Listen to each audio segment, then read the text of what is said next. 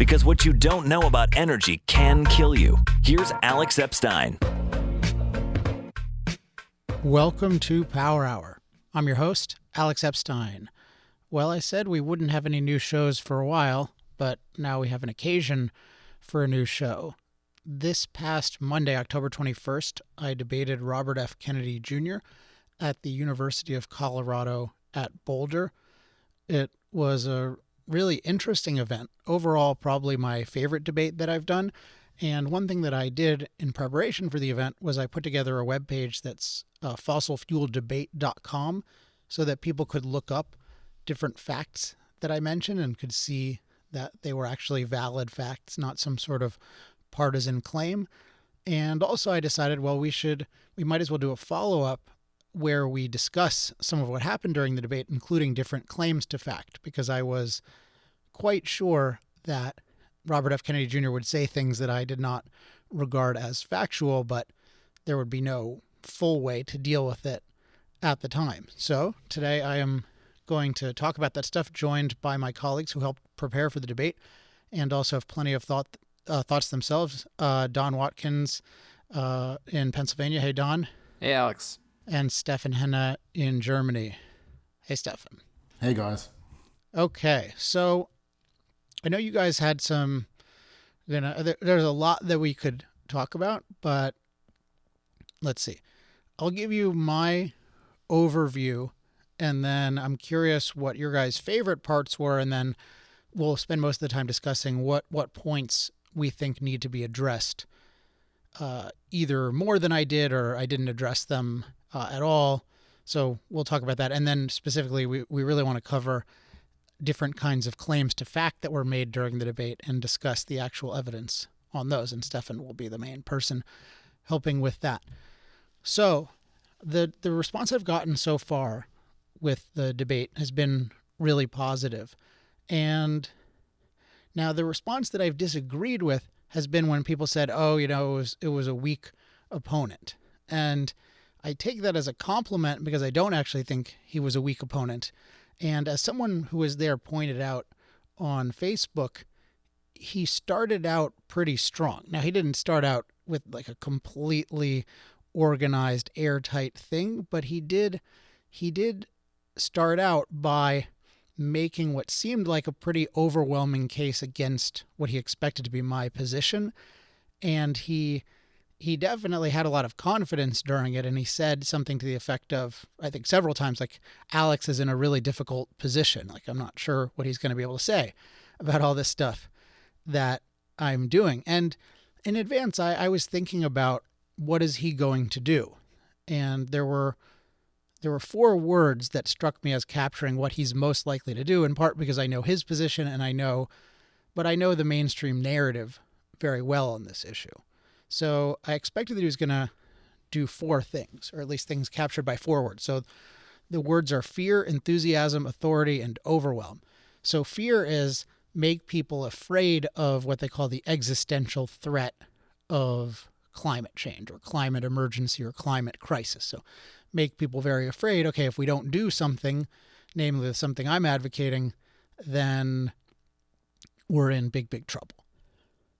The second is enthusiasm, is appearing very enthusiastic about the unique, exciting prospects of renewable energy from solar and wind.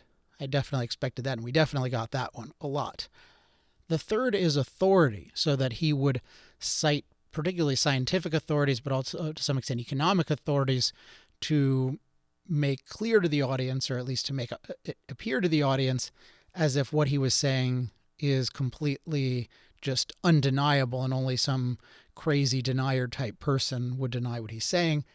And then the final thing was overwhelm, because the idea, and it involves all of these, but it's the tactic of just using an overwhelming number of claims, often a number of all these specific instances of the way in which the world is getting worse, and then all these specific instances of renewables actually being superior.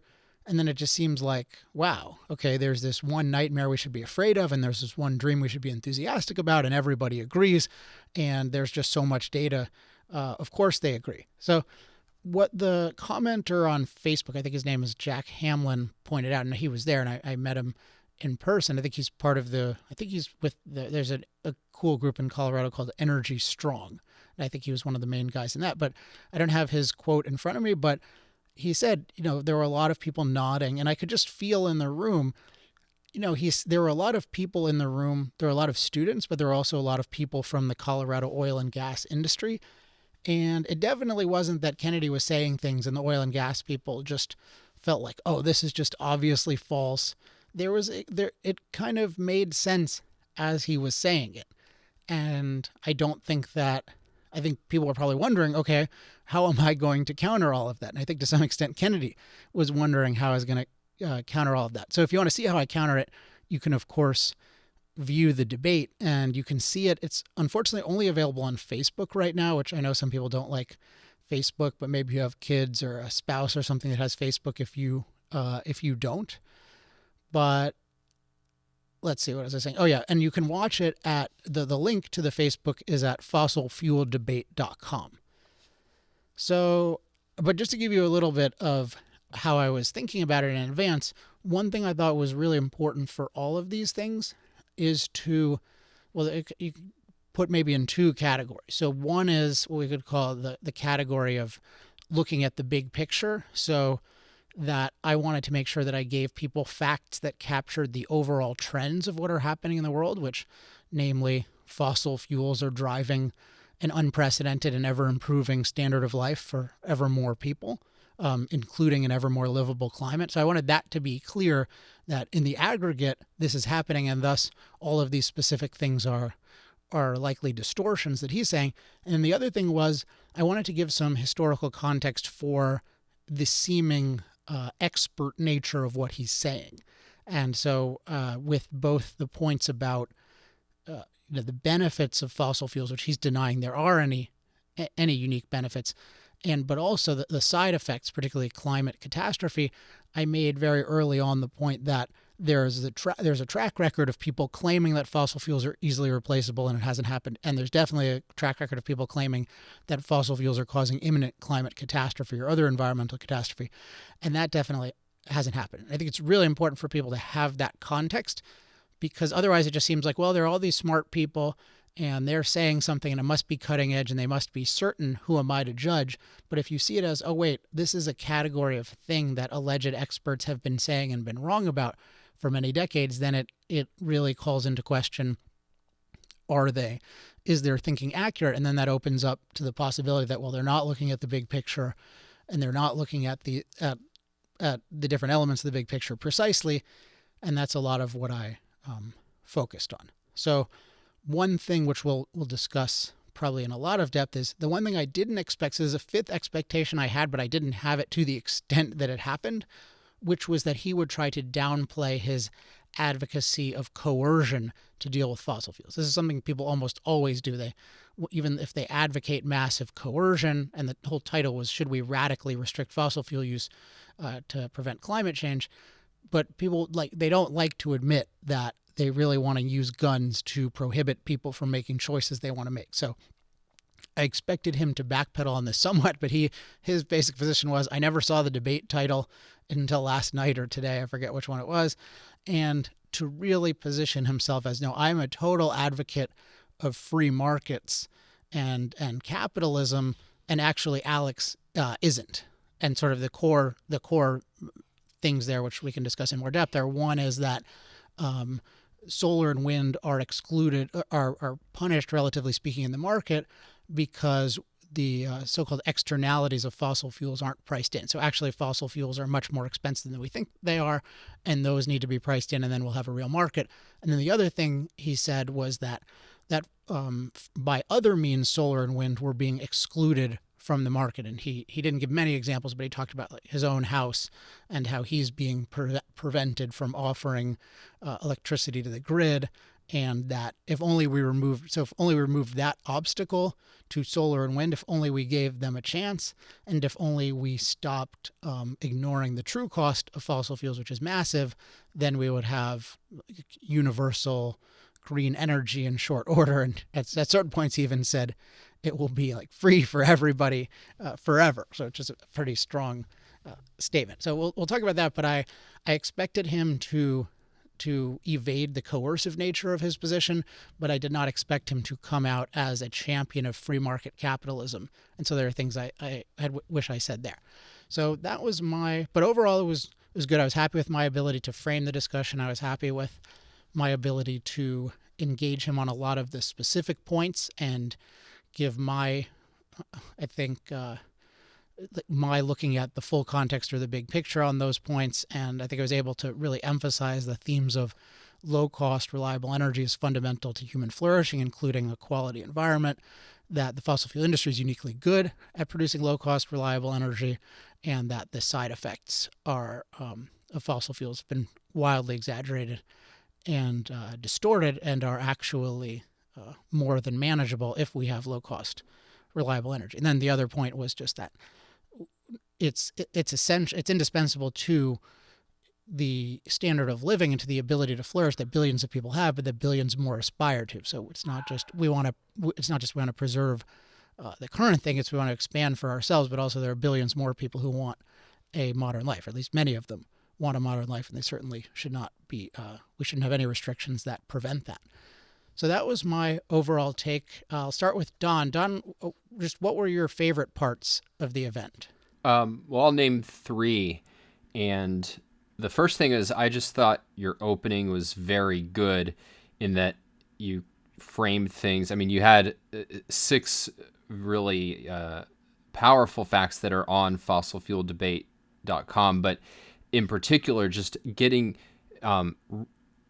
making sure that at the forefront of this debate was the value of energy and the difficulty of producing it versus the kind of taking energy for granted and claiming that solar and wind had surpassed fossil fuels, which was, Robert's position.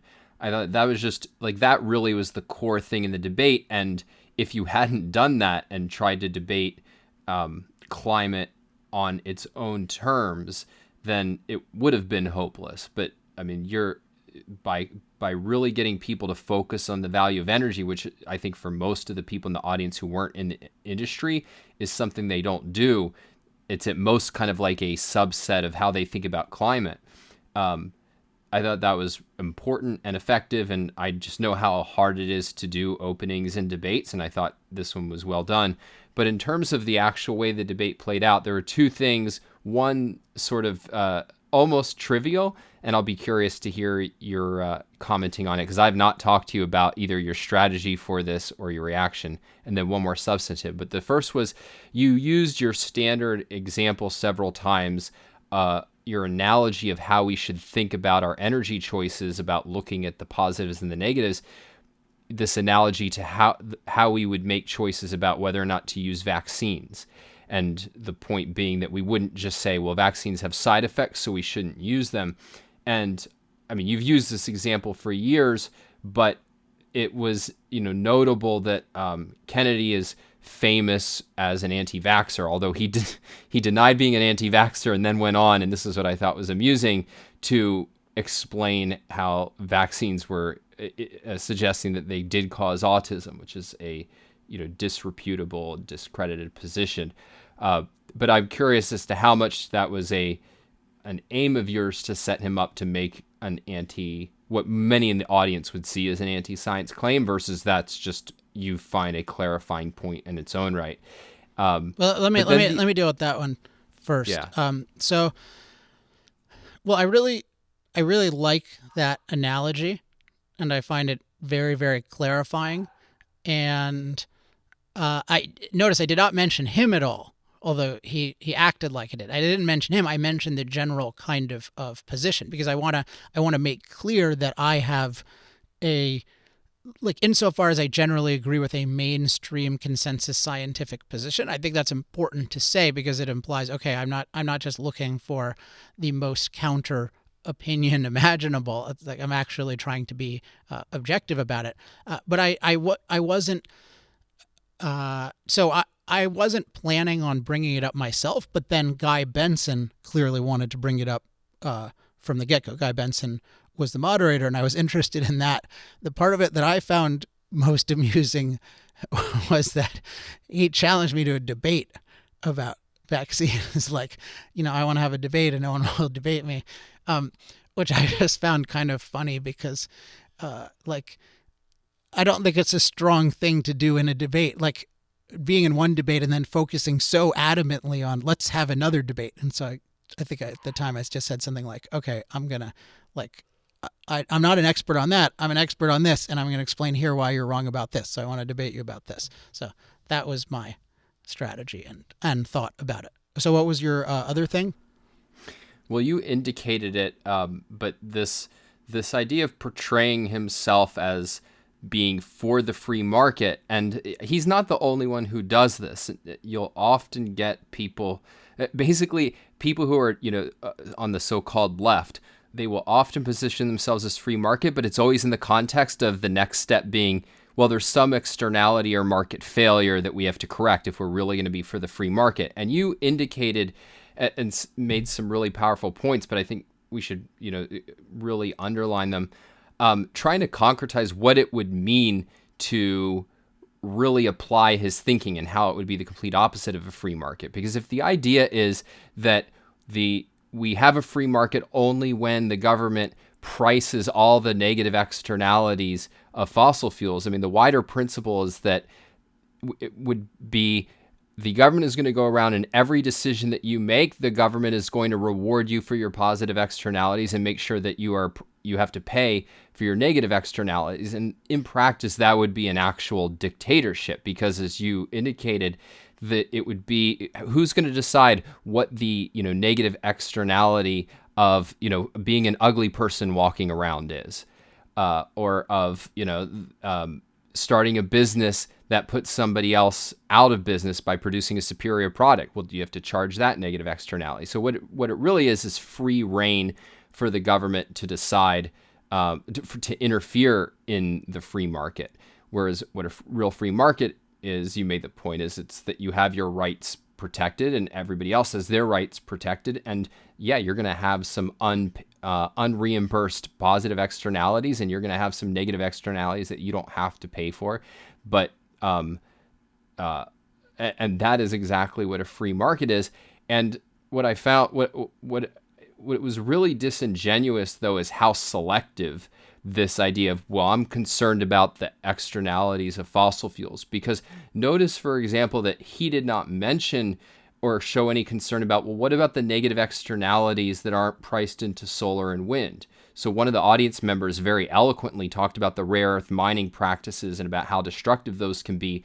And I didn't hear from Robert saying, well, no, we have to make sure that they have to pay, for the full consequences of their actions. So it's really a complete falsehood of not wanting to be open about their authoritarian agenda, and so using this kind of concept of externalities, which I think at most is helpful for thinking about certain economic things, but not for making policy decisions. And even there, I think it's at least this concept I'm suspicious of. But at least if you really believed in it, you wouldn't be using it selectively. Yeah. One example, well, since you've already gone into some depth in it, let me say one more thing of that. So I mentioned that I think the externalities point is half of his pseudo free market position, which I do regard as actually totalitarian. So the other half is allegedly that solar and wind are being constrained and unfairly fenced out of the market, which we can talk about. But and I wish I had said more about that one, because that was just totally false. But the externalities one, so I agree with everything you said, and it's really important that, yeah, it is a dictatorial thing to give people arbitrary power to at any point decide, oh, this thing should be many times more expensive. I mean, nobody could make any decisions ever if the government had that kind of arbitrary power. The example that I thought of afterward, which I don't think I used at the time, but I think is captures the actual nature of what's going on, including the point I made that people are ignoring the positive externalities. I think I did make the point about positive externalities in the internet, which is a powerful thing. That is, who is paying the coal industry for making possible the internet, which they definitely did in a substantial way. And what are all the benefits from that, and why aren't we thanking them for that? But the example of, I mentioned China and India, and how you have an increase by life expectancy for over 7 years for 2.5 billion people. And that's even an understatement of what's been happening over the past 40 or so years. And combined with Robert's admission that by his calculations, gasoline today should cost $12 a gallon. So you imagine so that's basically the price should go up by a factor of 4. So imagine what would have happened to China and India if the price of oil and the price of coal, to some extent the price of gas, although they're mostly using coal and oil. Imagine if those had quadrupled. Well, there would be no way that they could have afforded to industrialize. It just would have been, they just don't have the resources. So much of what's important about energy is that you'd be able to produce it at low cost. People have always been able to produce energy historically. I mean, you could spend a lot of time and resources gathering wood, and you can burn the wood. But what's unique about modern energy, or distinctive about modern energy, is that you're able to have processes that can profitably create energy for a low cost. But if energy was 4 times more expensive, then there wouldn't have been industrialization in these countries, and you wouldn't have anywhere near the increase in life expectancy, and certainly not income, that happened.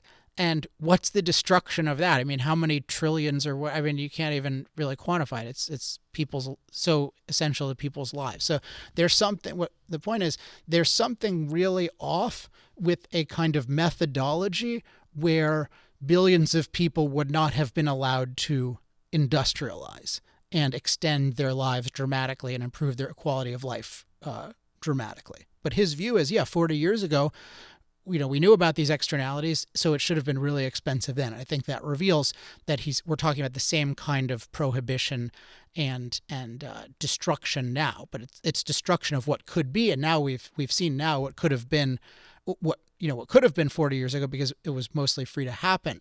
But I think it's a stark example of, there's something really off if you're saying that fossil fuels should be 4 times more expensive. Stefan, what were your highlights from the debate? So this was not exactly a sort of hit and answer by the two of you, but I liked how you pointed out that fossil fuels are actually the faster growing energy sources. And so you correctly countered that, he was using capacity instead of actual energy unit consumption. A sort of a bad type of accounting, and you explained that very well. So one level deeper, we had a fairly recent power hour where we actually showed that in actual consumption numbers, that fossil fuels last year grew faster than solar and wind, and each of them grew faster than solar and wind combined, actually. So that was really one of the big things, because we are constantly hearing, and this is what gives the solar and wind advocates a bit of momentum. They are not open to new technologies. They are insisting on solar and wind, so the worst performing, as you often say. And so it's important to realize, as I often say on Power, the order of magnitude of the challenge. And solar and wind are really not up to that. And so the actual growth numbers show that fossil fuels are actually growing faster than solar and wind are not even catching up in the global consumption. So I think that was a really good destruction of Robert's disingenuous note that wind and solar are growing with big capacity additions in comparison to the other energy sources. So I want to make one note about that one. So it was very important to me that when there was the opportunity, I made very clear that he was representing the facts in a very sloppy and biased way. And so I would keep going back to the refrain of people are ignoring the benefits of fossil fuels, and they're wildly exaggerating and distorting side effects. And so I think it was important from the get-go that I said like, look, this is being distorted. And I forget exactly what I said, but I was pretty hard on him about it. He never really answered it. He tried to answer me by picking out something else, which isn't what I directly criticized. But I think one of the goals in a debate is to make clear what one's methodology is, and then expose how the opponent is violating the methodology. Because if you can, it's much easier to show. People live can validate to some extent methodology. They can see, yeah, is this person really looking at the full context versus this person isn't? This person is being precise versus this person is being sloppy. You can tell those things more readily than you can validate some claim to fact, although I want to help people validate claims to fact. That's why I had the website there. So yeah, I think it was really important to just repeatedly say, yes, this person is distorting the facts for this narrative, and that's not okay. Okay, what were your other ones, Stefan? One was another one was the insistence by Robert Kennedy to sort of pseudo use the levelized cost of energy, and that was, as you pointed out, like there's empirical evidence. Like if Germany and Denmark see the energy prices escalate, the more wind and solar they use, there's something off with the notion that, oh, they are already so cheap, they are beating everything in the marketplace. And so that was a really important thing. And I mean, there's plenty of evidence that this is the case, that wind and solar are making energy more expensive, and that this is systematic, and why that is. Even though the quantification thing is always difficult, and proponents of solar or wind often use that as a sort of an excuse or evasion method to say, oh yeah, no, it's the commodity prices go up or some other factor or some taxes or something. But we have plenty of evidence and plenty of examples where we can exactly show, hey, this is a new policy, this is forced on the market, this is not a capitalist free market where people have choices. It's government policy, and it's actually increasing dramatically the energy cost for consumers. And I think it's quite important to simply not accept someone like Robert Kennedy who just says, hey, it's levelized cost, as if you would know what that entails, and then insist on, hey, it's a capital and it's a maintenance and so on. So this is as if this was a full life cycle cost, which it is clearly not, because solar and wind, of course, have integration costs. They are intermittent power sources, and to have them sell a different product, unreliable power, compared to a coal power plant or a nuclear power plant, that's a different product. That imposes additional cost on the total system, and this is clear now in the literature, in the sort of academic literature. That's clear from the empirical evidence around the globe. Wherever more solar and wind is used, the energy prices go up. And so it's not, so you can't just go around in a debate and say, hey, someone theoretically calculated that the levelized cost of energy are lower for wind and solar, and so that's the truth. And I think you explained that well and held back against that very well. So that was really good in my view. Great. Okay, let's see which ones. So I know you guys had some stuff you want to talk about. Let's since we were just talking about levelized cost of energy, I want to talk about the other half of Robert's false claim to be a free marketer. So the main thing is that he wants dictatorial power via externalities calculated by him or whomever he feels like. And I mentioned that these calculations are just arbitrary, and they can be, I mentioned with the International Monetary Fund, it increased by something like $2 trillion in a year. So just be like, oh yeah, well this year the experts at the International Monetary Fund decided that, gasoline should go up by $5 a gallon. We will alert you next year what they decide. I mean, you just think about what kind of destruction that is just by the unpredictability of it, let alone just the massive cost increase in everything that depends on oil, which is pretty much everything. So, but the other half was this idea that solar and wind are being held out of the market. And I addressed this a little bit at the end with this issue of net metering. I wish I had said more about it early, but it's such a bizarre idea, because, in fact, what has created all sorts of problems in grids around the world is that in one form or another, solar and wind are mandated. So you are forced to, like, if there's solar and wind available, you are forced to use it. And so what that means is that you are always having these highly variable demands on your reliable fuel. So if you're forced to use solar and wind first, depending on how many clouds there are and how much wind there is and what time of day it is, but what time of day is a little more predictable, but like clouds and wind, you're going to have to dramatically cycle up and down your gas plant, or it's even worse if you have to try it with a nuclear plant or a coal plant. And what happens is you're having things that just have to go online and offline and up and down, and it becomes really inefficient from an energy use perspective, and therefore from an economic perspective, also from a pollution perspective. Just starting up one of the plants, certainly like a coal plant, that can emit a large percentage of the pollution that's emitted, just because once something is up and running, it runs much more efficiently and cleanly. So what's actually happening is we are forced to take solar and wind, even though it's not in our interest. And specifically with home users, there's this issue of what they call net metering, which basically means, and I mentioned this briefly and he tried to deny it, but it basically means that if you are a home electricity producer, so to speak, with solar panels, the idea is that you get paid the full retail rate. So like the rate the consumer pays, which is much higher than what's called the wholesale rate, which is the price that generators get paid. You get paid that rate for any electricity you generate at any time, regardless of whether people want it or it's an inconvenience. And as I mentioned before, it's often a big inconvenience because sometimes you have too much of it.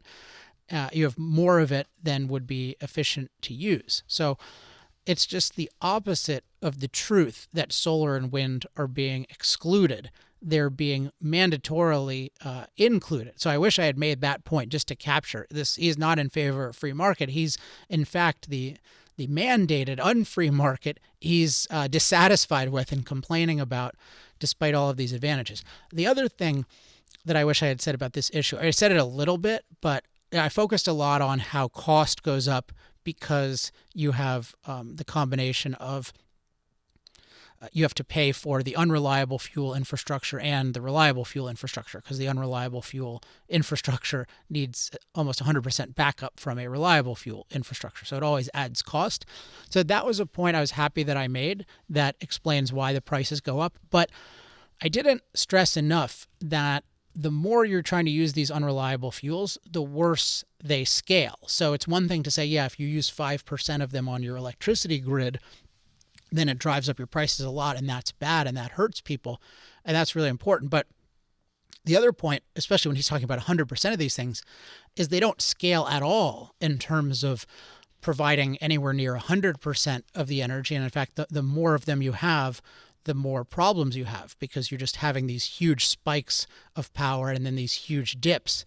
And then if you're saying you're not allowed to use fossil fuel or nuclear backup, then like, what are you going to do? And then, I mean, there's just no, we've talked about it before, but just the batteries are just orders of magnitude, so hundreds of times away from the prices that they need to be. And even they're made using fossil fuels, including the materials are mined using fossil fuels. And a lot of the manufacturing is with fossil fuels. And the mining point in particular, and then the transportation of these materials points to a point I made a lot at the beginning, but I wish I had stressed more, which is just that particularly for heavy-duty transportation, there's just nothing that is at all close to oil. And what's closer to oil would be gas or even coal.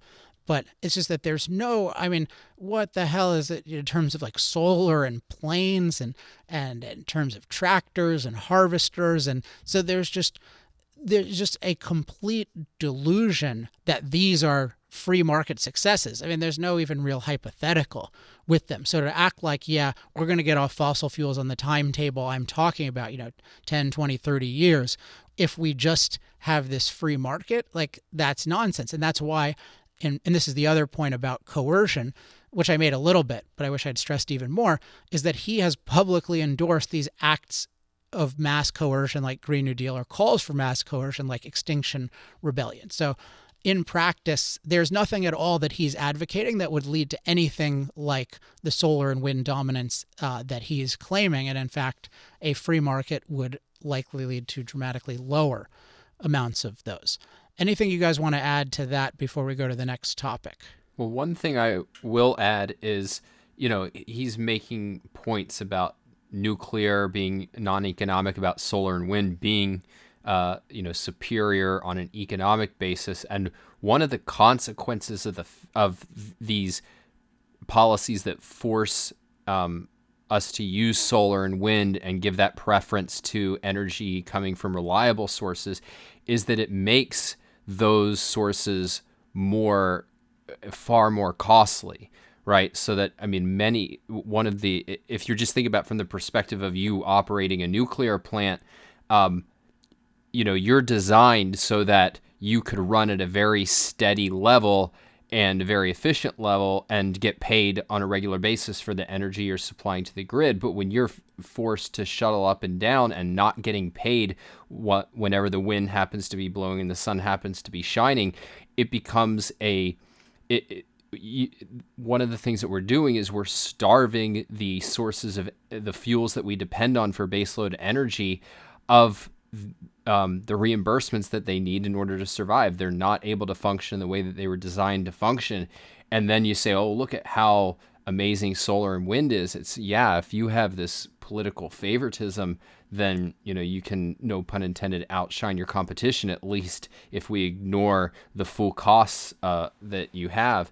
But I think it is a really terrifying thing to think about. Like if we're putting out of business the fuels that we need in order to have reliable energy, that is a very troubling thing. And as we've talked about in this podcast, I think it's part of what's contributing to an increasing threat of blackouts in this country. One more thing on this issue that I think came out in our research in advance, and I think we need to do more of, is just that it's really important to document all the specific stories about how green energy policies are deadly and destructive right now. And one element of this, we've talked a bit about the grid and the importance of the grid, but I think that it's easy to be too much all or nothing with the grid and say, okay, well, either there's a blackout or there's no problem, versus what I'm noticing the more we do research on this is that you're having these what I call industrial blackouts. You're having certain customers have their power cut off, and that's incredibly destructive. And the utilities generally want to cut off the consumers last. So if you have a consumer blackout, then that really means everything has degraded. But the fact that businesses can't rely on electricity on demand, and so you're talking whatever you're talking about, like an automaker or a pharmaceutical company, just think about how that diminishes their ability to perform.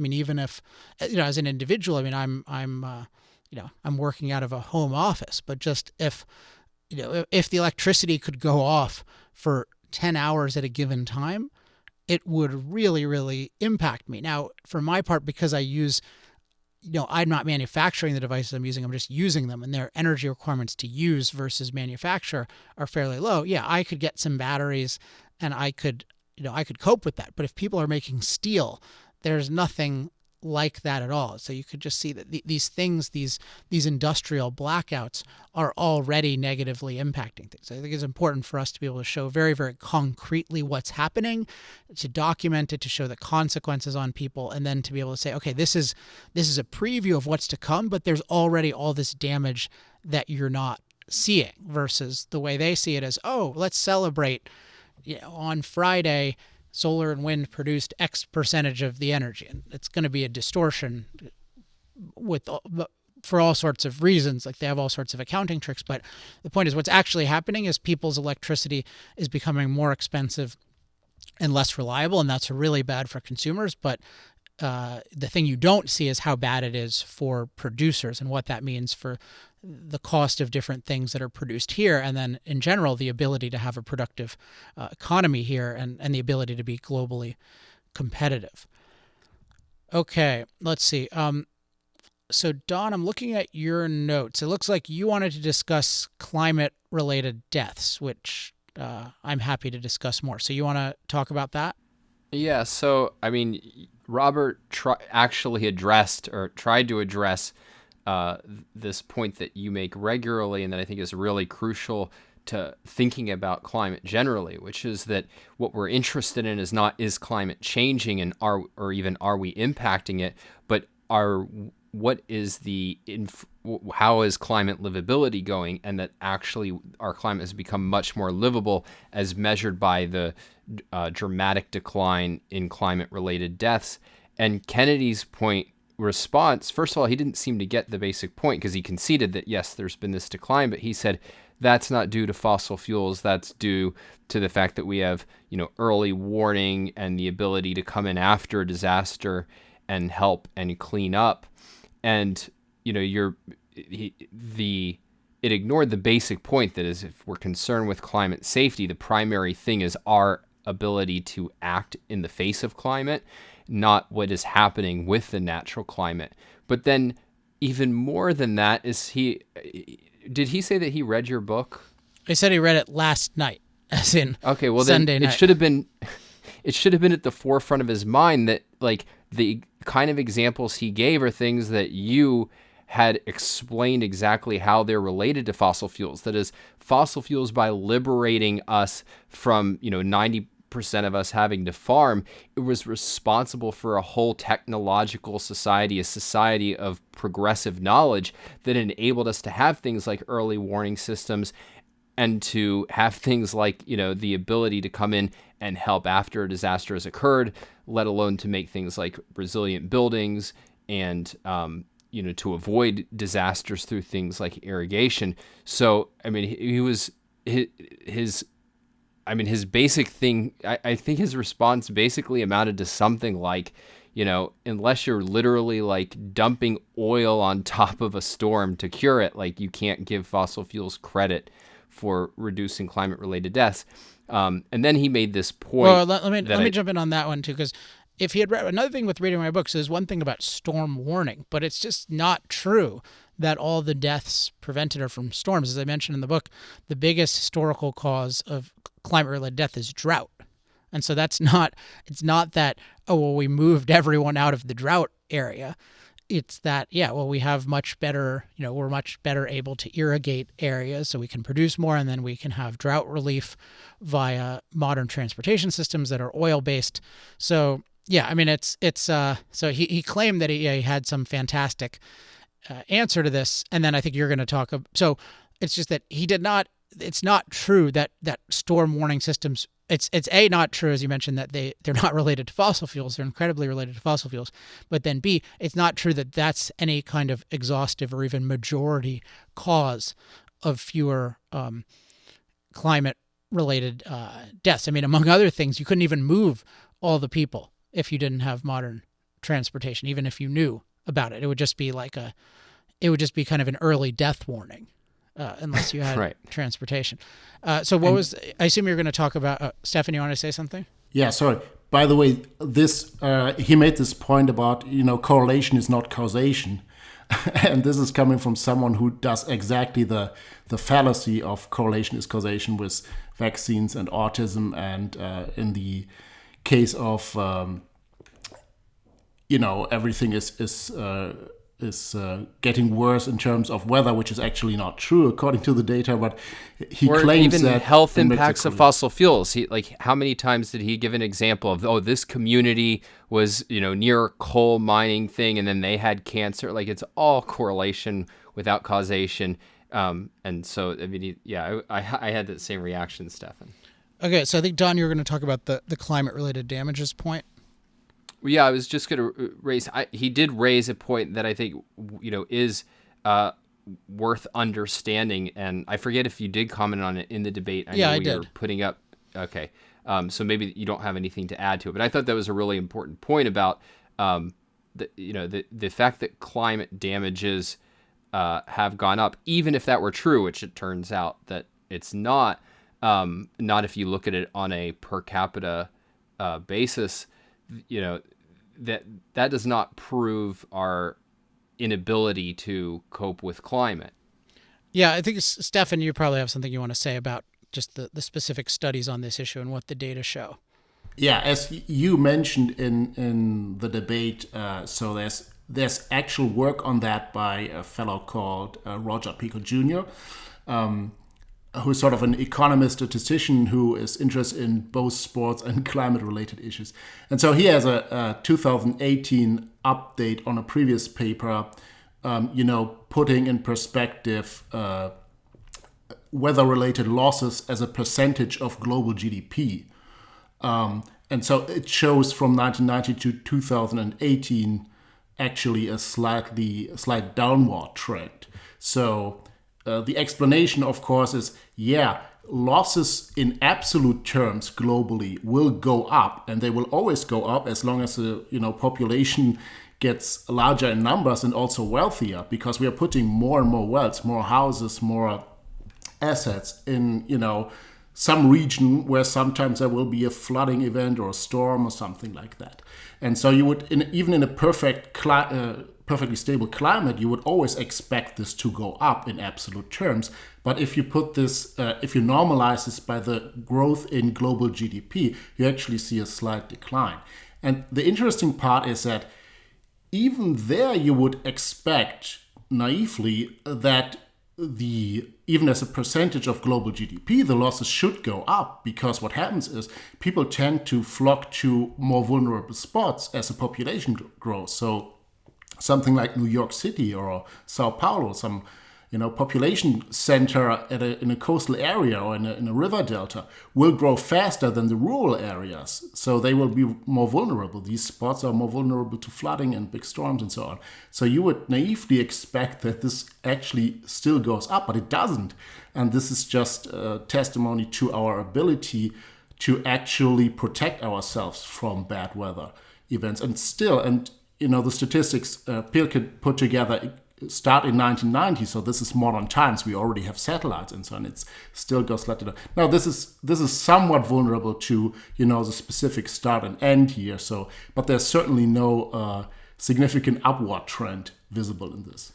Got it. All right, we got about 5 minutes left, so I just want to make sure we can cover any factual things that you think are super important. Stefan, I know you wanted to cover the nuclear issue, so can you do that in 2 minutes? Just a summary? So I want to talk about one specific thing that Robert mentioned, that is the Price-Anderson Act, which is like a 1950s act that was meant to promote nuclear energy, or the use of commercial nuclear energy.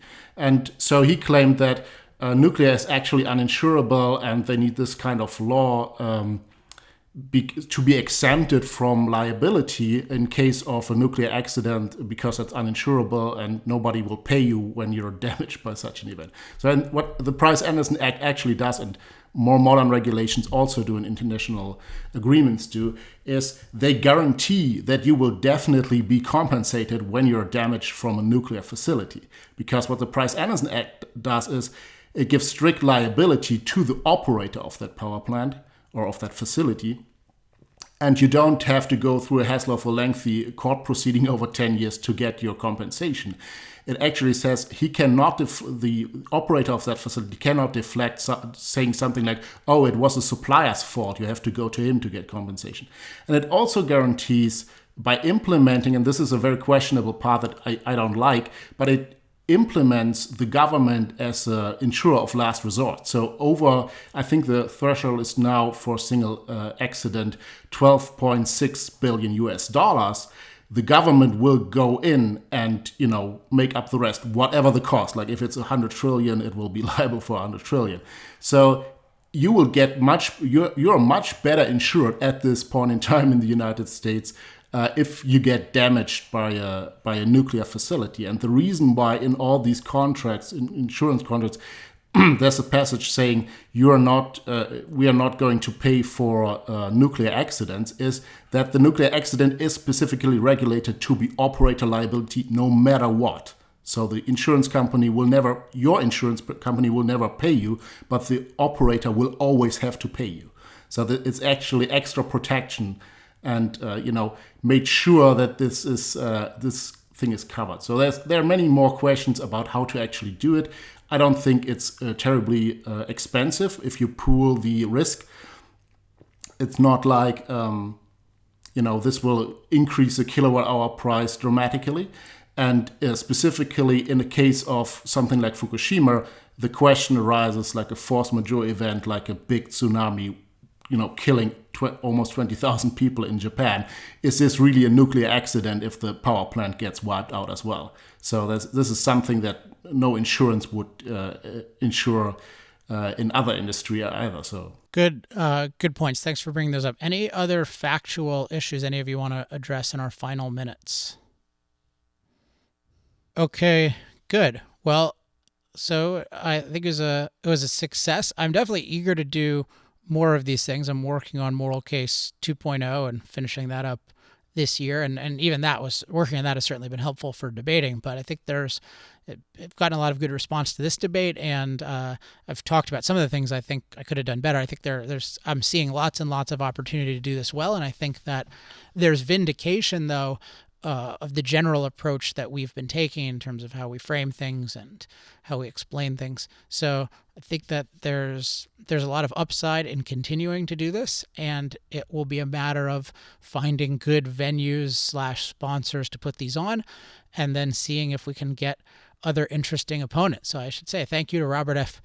Kennedy Jr. I think you're very wrong about energy, and I hope you change your thinking on it. That would be a good thing. But you did have the courage to go up on the stage and debate, and that's not an easy thing. And I think at this point people realize that if they're going to be debating me on these things, it's not going to be an easy thing. So I appreciate people who are willing to do it for whatever reason, and I hope that there are more willing to do it, or even better yet, I hope that some of them refuse and then admit that I'm right and then become converts. That would be the ultimate debate, winning the debate before the debate. But I think it's going to be a while before that happens. So yeah, looking for good, prominent people to debate and good venues to debate them in. And hopefully we'll have, I expect to have more of those in the coming year.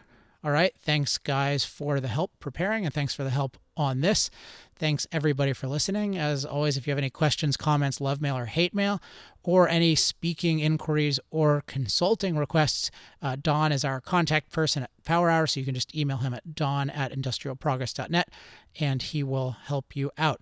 If you're not on our email list already, make sure to get on it, alexepsteinlist.com, and you will get all of our resources and updates. Okay. That's it for this week. We'll probably be doing some more replays in the coming weeks, but I hope you enjoyed the new episode.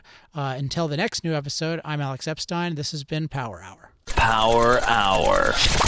Life, liberty, and the pursuit of energy. Power Hour. The antidote to shallow thinking about energy issues.